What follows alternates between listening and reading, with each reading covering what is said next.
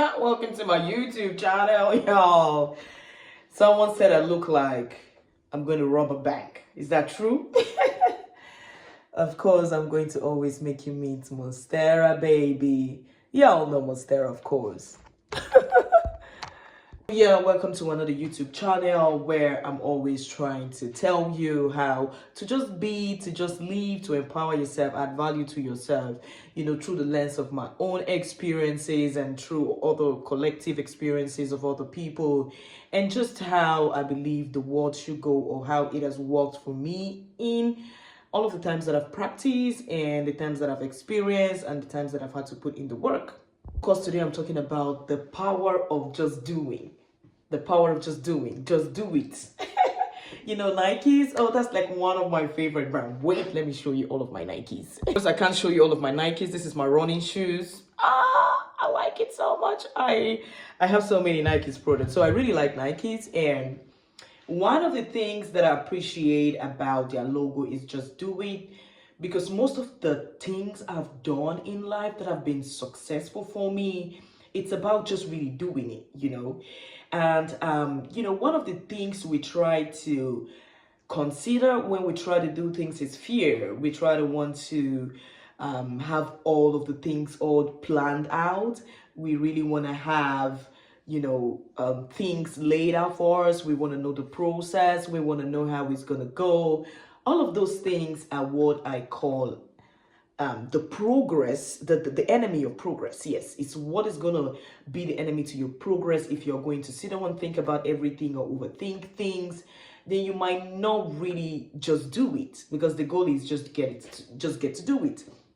And the thing is, I remember when I was growing up, I was having clashes with my family. I was smoking. They already knew that I was actively smoking. And, in Nigerian culture, in Nigerian society, you're not supposed to smoke, especially as a woman. And that's like one of the many gender-leaning laws. Like I've told you, the society, quote-unquote, put on women in Africa and Nigeria, like you're not supposed to smoke, or you're not supposed to smoke in public. Like if you even try to smoke in public, you are seen as the worst person. You get me? As a morally degraded person. You get what I mean? And so when my parents found out that I was smoking and all of that, I started to have back and forth clashes with them. And at one point I was like, do you know what? This place, I cannot stay anymore. I'm going to leave. And then I rented my house. I did not have money. I came online on Twitter at that time. I said, do you know what? I want to rent.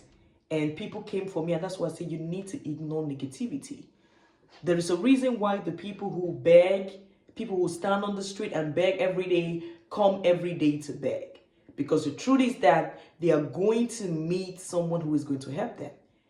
If they are going to be disappointed by each and every person who passed them and does not drop something in their cup, they're never going to come out to beg. But the real assurance is that every time that they stand there, somebody's going to drop something into their cup. And that is what I want to tell you. When I went online and I said, oh my God, I don't have rent. Please help me with rent. This is what I do. At that time, I had like about 3-4 online businesses I was doing, including branding. I was doing paper bags. I tagged my business and said, oh, these are the business I'm doing, but I feel like I cannot stay in my parents' house anymore. And this business are not enough to sustain me right now to put my rent together for the time that I need it. And, people came at me, especially men, talking about, oh, you're going to prostitute for the money. How are you going to get the money for the next rent? Yada, yada, yada. But the truth is that it was even women that helped me. And that's why I don't play with women. When I said, you know what, I'm even ready to prostitute for the money. And a lady said, how much is it? It was 150,000 naira at that time. Maybe less than $200. And she said, you don't have to prostitute for the money. And she sent me the money. That's how I moved and got my house. And you know what is interesting? When I got into my house, I started to pursue my degree outside the country. I did not spend up to a year. I was going to be a year in January. I left the country in October to pursue my master's. This is just one example of just me doing. Another example, again, I'll give you is I wanted to be a medical doctor. Again, society will pressure you to think that some career choices, even if you don't like it, are quote-unquote wealthy, or that's where you're going to get the money or you're going to get the prestige. So being a doctor in an African society is both prestigious and rich. But unfortunately, the society right now does not that's not a fact in the society. A doctor is even broke, in an African society right now, because it was not as much as a prestigious job as it was, when parents were advocating for children to go into the medical field. And so, yeah, like every other Nigerian child, I wanted to be a doctor, and my JAM was not up to 200. And so for me to get to a medical degree, I needed to get like 200. I remember having an uncle in ABU Zaria at that time, or like a cousin, in-law, yada, yada, yada. I tried to write to him crying, say, oh my God, I got 196. I really need to get to medical school. This 4 point, is that a way? And he told me bluntly, like, no, that 4 point is not going to get to you. And I know of people who got into a medical degree with even 180. You get what I mean? But that's the issue for today, because of course, you know about bribery and connections and favoritism and nepotism. But he just told me I couldn't meet up for the medical school in ABU Zaria. And I was just standing and thinking, and I remember the conversation that I had with a friend talking about University of Maiduguri and how even if you have a poor grade, you will still get it. And let me tell you, at that time, or still currently, Maiduguri is still a place of insurgency. I knew about this insurgency. The friend who even told me we wrote JAM together, he left Maiduguri to come to Abuja. So me going to Maiduguri was like, are you crazy? And then I'm like, no, I need this medical degree. I'm going to change my university.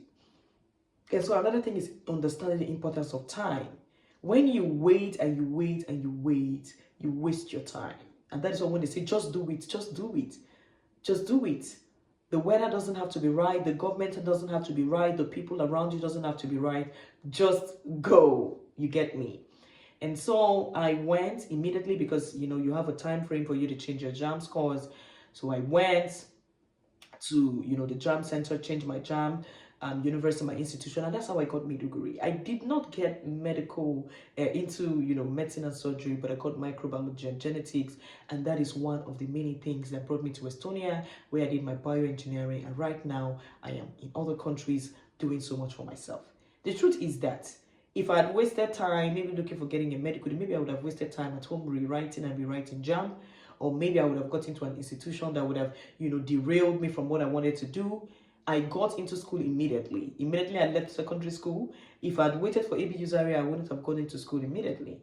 But immediately, I changed my course. I got into Maiduguri. Maiduguri gave me microbiology and genetics. I went. I finished 1 year. My GP was good. I tried to change to pharmacology. It did not work. The person that I paid 50,000, yada, yada, yada. But I did not give up. I still was studying my microbiology. I graduated with a good grade, left, came to Abuja, you know, did my NYSC. While I was waiting for my NYSC, I started, you know, looking for a job. And while I was looking for a job, I started getting my international passport. And while I was getting my international passport, I was also writing my IELTS.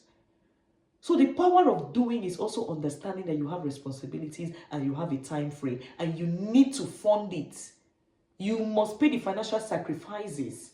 You cannot ignore that, because most times we like to ignore the fact that you need to pay the financial sacrifice, including me changing my JAM score, going to Maiduguri, coming back, you know, getting my passport, working.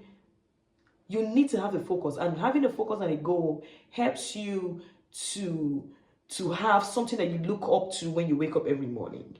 You have a purpose, even financially, even in your fitness, even in what you plan. Like when I knew I was leaving Nigeria, I did not have marriage as a plan because that was not part of it. I'm going to school, so I did not really need to get married. You get what I mean? So when you understand your pathways, you really plan around it. It gives you an informed decision on how to move around this path that you have carved for yourself. And it might not really go as stringent as you plan. Like for me, I was planning, oh, get a PhD at 30. I'm going to be 30 years old next year. I don't have a PhD yet. And so at a point in time, I was so sad. I was trying to get into every university, and the opportunities were just by sliding for me. You get what I mean? And at a point, I saw some opportunities I would have used, some ones that, you know, slipped past my hands. You know, I felt so much sadness. My colleagues are already in the university. Some of them are getting their PhD already. Some of them are almost graduating. My junior colleagues are already good. So I had that moment where I had to fight myself. But there's something called the power of isolation, which I'm going to make a separate video for. I sat down. I told myself, Obidi, who are you? Who are you? When you compare yourself with people, you crush your own joy. When you want to run your race with the speed of other people's journey, you are going to crush your joy. And I started to find out all the things that gave me joy instead, like making a YouTube video, like publishing a book, like going to Nigeria and fighting for some kind of social injustice that I could fight for, that I had the capacity to fight for. You understand? I started to go out to date. I started to check my environment. I started to read research. So in the meantime, when you're not getting what you want, what are you doing to get what you want? I started to write emails to professors to tell them, oh, this is my research area, I'm interested in their work. I just started to put in the work, and that started to make me feel better. Understanding that maybe if I got that PhD and I was killing myself in a lab, it wouldn't have probably given me as much joy as I would have gotten if, I'm here right now. And so I want you to enjoy every journey and see it as a way of growing and using it as an experience to be able to guide other ways of your own journey. You get what I mean? Importantly, when we try to have it all figured out, we will never be able to do anything. And nobody's saying do not plan. We're saying as you plan, you also need to be active. You need to put the work. You need to just like what the Bible says, faith and action, right? You need to activate faith with action. I remember when I was going to Dubai to get my Estonian visa, and I did not know anybody. I had never traveled to Dubai before. And I was going and I sat down waiting during my layover. I was in Egypt. And this lady just walked up to me and told me, oh my God, you're so beautiful and you're reading a book. I feel like you are intellectual. I'm like, okay, thank you. And she's like, I'm traveling from Egypt to Dubai to meet my cousins, but I just want to hang out with somebody that we can spend the layover together. And I'm like, no problem. And we sat down, we talked, and do you know that this person ended up buying me a train card that was valid throughout my 3-month stay in Dubai. And not only that, she took me to the place that I stayed, like the hotel that I was going to stay. I did not know the address. She took me there, paid for my Uber, and to be honest, I did not even have quite enough money in my pocket. You get what I mean? And that is why I started to believe in miracles. The more you go, the more you meet people, the more you meet blessings, the more you socially connect, the more you go farther in life. But the more you're scared and you stick to comfort zone and you are not chasing your dreams or doing something about it, the only thing you're going to have is regret. You're going to regret not doing it yesterday. No, you're going to regret not doing it the day before yesterday. And the more you don't do, the more the line of your regret extends. You get what I mean? And so the power to do comes from telling yourself, how can I push myself? What are my goals? What do I want to do in the next 5 years? What do I want to be? What do I want to do? And so when you have that clear picture, you can be able to build little by little to meet up that 5-year goal that you set for yourself, or that 2 years goal that you set for yourself, or that 3 years goal that you set for yourself. It begins to work. You get what I mean? So you understand more what you want to do. If you want to be a software engineer, then you can download WordPress. You start playing with WordPress, right? If you want to be a UX, UI designer, you can download Canva. Maybe in 5 years, you start playing with Canva, with Figma, all right? If you want to be a motivational speaker, you start listening to, motivational speakers. You start trying to build your own trajectory, your own template. So whatever you want to do, you have to give yourself time. And that time is you preparing to be that thing. All right, if you're going to say you're making jollof rice right now and you told somebody was going to be ready at 3 o'clock, it's not 3 o'clock. You're going to start preparing, right? You're going to start preparing according to how you feel the journey is going to take you, or what the food is going to take you, or the market, or whatever. You put all of those things into consideration and you begin to go, So for you to make a jollof rice, take your goal as a jollof rice, right? Now you need to go to the market, right? That's one thing you need to do. That's like a tax. Then you go, you come back, you need to wash the meat, then you go. So if it's you being a UI designer, now you can say, okay, do I want to take an educational course, maybe on Coursera or on Udemy, or do I want to learn like on YouTube?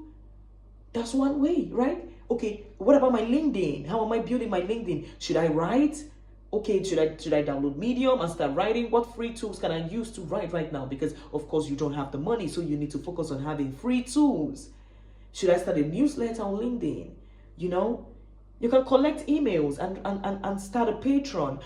So all of these things that you do will quote unquote inform how you would be. And so I hope that I have not said so much and you're able to learn from my collective experience. Do not give up on yourself. You have the ability to do incredible things. And so I'm saying today, just do it.